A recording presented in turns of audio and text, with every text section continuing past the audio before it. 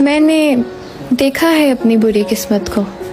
میں جس چیز کو بھی اپنا کہہ دوں وہ پھر میری نہیں رہتی. دل دکھتا ہے تمہیں کسی اور کا سوچ کر. اچھا سنو، مجھے محبت ہے تم سے بھی زیادہ. بس پیار کا کیا فائدہ ہے جو اسے ہنسی دینے کے بعد آنسو دے دے. گلے ملنا نہ ملنا تو تیری مرضی ہے، لیکن تیرے چہرے سے لگتا ہے تیرا دل کر رہا ہے.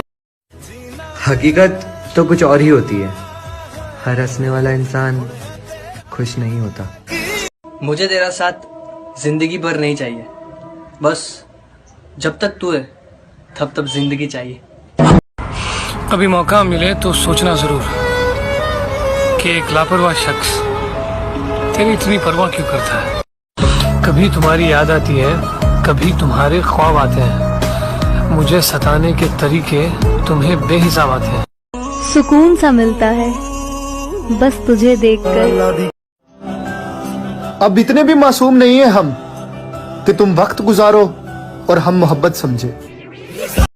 کبھی فرصت ملے تو ضرور بتانا وہ کون سی محبت تھی جو ہم تمہیں دے نہ سکے.